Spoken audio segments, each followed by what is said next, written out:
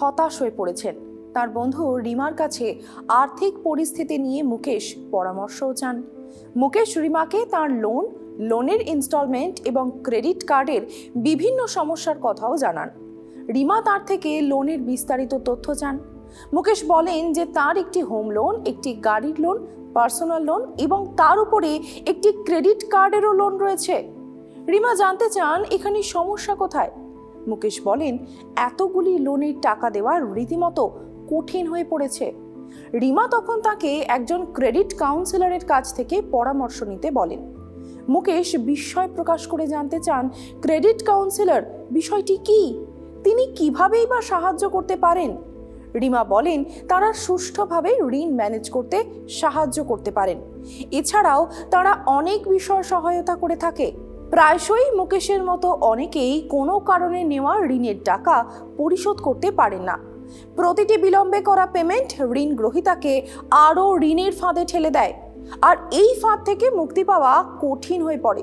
কিভাবে আপনি এই ঋণের ফাঁদ থেকে বেরিয়ে আসতে পারেন সেটা দেখার আগে ভারতীয়রা কিভাবে খরচ করেন তা দেখা যাক, কারণ এই খরচই হলো ঋণের ফাঁদে আটকে পড়ার প্রথম ধাপ। সম্প্রতি ভারতীয়দের মধ্যে ঋণ নেওয়ার প্রবণতা বেড়েছে, বিশেষ করে ক্রেডিট কার্ড এবং পার্সোনাল লোনের মতো আনসিকিউরড লোনের ক্ষেত্রে। ভারতীয় রিজার্ভ ব্যাংকের তথ্য অনুযায়ী 2023 সালের জুন মাসে ভারতীয়রা অনলাইনে ক্রেডিট কার্ডের মাধ্যমে প্রায় 88,380 কোটি টাকা খরচ করেছে, যেখানে ডেবিট কার্ডের লেনদেনের পরিমাণ ছিল প্রায় 17,013 কোটি টাকা। এর থেকেই বোঝা যায় দেশে ধার করে টাকা খরচ করার প্রবণতা ক্রমশ বাড়ছে। ক্রেডিট কার্ড ব্যবহার করা বা খরচের জন্য পার্সোনাল লোন নেওয়া আর্থিকভাবে ক্ষতিকর। মানুষ এটিকেই একটি সহজ পন্থা হিসেবে ধরে নেয়, কারণ তারা ডকুমেন্টেশন ছাড়াই ইনস্ট্যান্ট টাকা পেয়ে যাচ্ছেন এবং এর ইএমআইও কম হয়। এমনকি ঋণ পরিশোধে সামান্য দেরি আপনাকে বড় অঙ্কের সুদ এবং জরিমানার ফাঁদেও ফেলে দেয়। সময় মতো ক্রেডিট কার্ডের পেমেন্ট না করলে মাসিক ভিত্তিতে 3 থেকে 4% সুদ দিতে হয়। এটি বছরে 36 থেকে 48% হয়ে থাকে। ক্রেডিট কাউন্সেলিং প্ল্যাটফর্ম আপনাকে ঋণের ফাঁদ থেকে বেরিয়ে আসতে সাহায্য করতে পারে। ব্যাংক অফ ইন্ডিয়া 2006 সালে অভয় ক্রেডিট কাউন্সেলিং সেন্টার তৈরি করে। আইসিআইসিআই ব্যাংক 2007 সালে দিশা কেন্দ্র স্থাপন করেছিল। এই কেন্দ্রগুলি গ্রাহকদের থেকে কোনো ফি আদায় করেনি, তবে এই কেন্দ্রগুলি আর এখন চালু নেই। এখন বেশ কয়েকটি পার্সোনাল ও ক্রেডিট কাউন্সেলিং প্ল্যাটফর্মের উত্থান হয়েছে, যেমন ফ্রিড, সিঙ্গল ডেট, रेक्टिफाई क्रेडिट एवं सेटल लोन इत्यादि। ये एक अनरेगुलेटेड स्पेस है और जैसे जैसे जो भी इंडस्ट्री ग्रो करती है एक रेगुलेशन का फॉर्म आता है, लेकिन इसका मतलब ये नहीं है कि जो कंपनीज इस स्पेस में ऑपरेट कर रही हैं वो उनके ऊपर ये रिस्पॉन्सिबिलिटी आती है दैट वो एक सेल्फ रेगुलेटेड एनवायरनमेंट में ऑपरेट करें। और ये सेल्फ रेगुलेटेड एनवायरनमेंट क्या है? ये सेल्फ रेगुलेटेड एनवायरनमेंट ये है कि जो कस्टमर डेट से परेशान आपके पास आ रहे हैं एक सोल्यूशन ढूंढने के लिए, तो आप उनको सही सलाह दें, सही एडवाइस दें। तो इसमें यहाँ पे बेस्ट प्रैक्टिसेस की बात जब आती है वो ये है कि आप अपफ्रंट फी किसी कस्टमर से चार्ज ना करें। जो कस्टमर ऑलरेडी परेशानी में है उसे आप अगर एक अपफ्रंट फी चार्ज कर देंगे विदाउट डिलीवर किया हुआ एनी सर्विस और एनी रिलीफ, तो ये मेरे ख्याल से गलत है। और ये ऑपरेटर्स को ये ध्यान में रखना है that they operate within the best business practices और कस्टमर के इंटरेस्ट को पहले सोचें rather than their business interest। Credit counselling কোম্পানিগুলি গ্রাহকদের ঋণের ফাঁদ থেকে বেরোনোর পরামর্শ দিয়ে থাকে। এটি শুনতে ভালো লাগলেও এই ধরনের প্রতিষ্ঠানের সঙ্গে জড়িয়ে পড়ার আগে সতর্কতা অবলম্বন করা অত্যন্ত প্রয়োজন, কারণ এই ধরনের প্ল্যাটফর্মের কাজকর্ম নিয়ন্ত্রণ করার জন্য রিজার্ভ ব্যাংকের কোনো নিয়ম নেই, কিন্তু বেশিরভাগ প্ল্যাটফর্ম ঋণ থেকে রিলিফ দেওয়ার আগেই একটি ফি নেয়। এটাও হতে পারে যে এই প্রতিষ্ঠানগুলি আপনার কাছ থেকে নেওয়া ফি সত্ত্বেও আপনি আপনার ঋণ সেটেলমেন্ট করতে সক্ষম হলেন না। এই ধরনের ক্ষেত্রে আপনি আরো গুরুতর ফিনান্সিয়াল স্ট্রেসের মধ্যে পড়তে পারেন।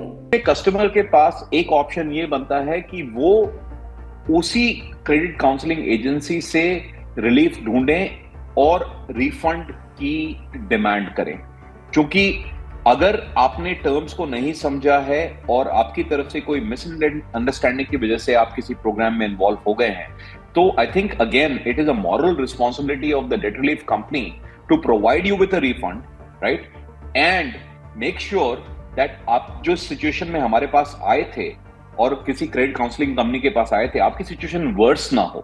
ক্রেডিট কাউন্সিলররা ঋণের ফাঁদে আটকে পড়া ব্যক্তিদের আর্থিক চ্যালেঞ্জগুলি খতিয়ে দেখেন।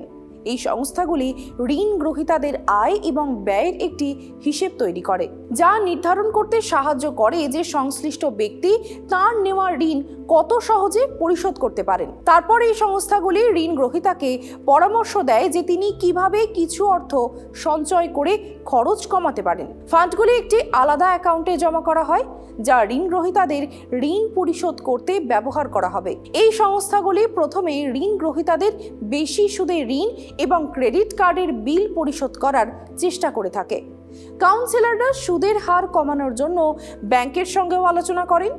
জরিমানা এবং অন্যান্য চার্জ মকুব করার জন্য অনুরোধ করা হয়। এই কাউন্সিলররা পার্সোনাল এবং ক্রেডিট কার্ড লোন প্রদানকারী সংস্থার সঙ্গে যোগাযোগ করে এবং আপনার ঋণ পরিশোধে সাহায্য করে থাকে। তারপর আপনাকে ঋণ গ্রহীতাদের ঋণ মাসিক ভিত্তিতে কম সুদে পরিশোধ করতে হবে। এই প্ল্যাটফর্মগুলি ঋণ গ্রহীতার ক্রেডিট স্কোর বৃদ্ধির জন্য কাজ করে, যাতে আপনি ভবিষ্যতে নতুন কোনো ঋণ পেতে পারেন। অনেক প্ল্যাটফর্ম এও দাবি করে থাকে যে তারা রিকভারি এজেন্ট ফোন কলগুলি ম্যানেজ করে এবং ঋণ গ্রহীতাদের হয়রানি থেকেও বাঁচায়। रिसर्च कीजिए, आप देखिए कि जो डेट रिलीफ प्लेटफॉर्म आपको क्लेम कर रहा है वो क्लेम कहीं ज्यादा तो नहीं है। Is it too good to be true?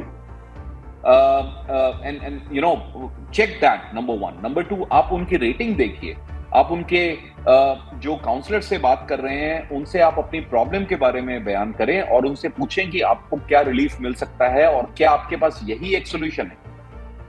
और जब आपको कन्विंस हो जाए तभी आप करें। End of course one very important thing, जो भी प्लेटफॉर्म आपसे अपफ्रंट फीस ले रहा है आप उसको अवॉइड करें। आप उनके एग्जिस्टिंग कस्टमर से भी बात कर सकते हैं, उनके रिव्यूज पे आप रिसर्च कर सकते हैं, उनका कॉन्ट्रैक्ट या एग्रीमेंट जो है वो आप जरा एक बार पढ़ें और उसके टर्म्स को समझने की कोशिश करें। প্রাইভেট কাউন্সেলিং প্ল্যাটফর্মগুলি আপনাকে ঋণের ফাঁদ থেকে বের করে আনতে ফি চার্জ করে।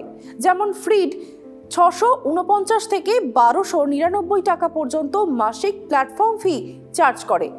ঋণের ফাঁদ থেকে বেরিয়ে আসার পরে আপনি যে অর্থ সঞ্চয় করবেন তার জন্য অতিরিক্ত 10% ফিও ধার্য করা হয়। ফ্রিড এও দাবি করে যে ঋণ গ্রহীতার ঋণের খরচ 45% পর্যন্ত কমে যাবে। ঋণ গ্রহীতার 2 মাসের ডিসপোজেবল ইনকামের সমতুল্য সিঙ্গল ডেট চার্জ ফি।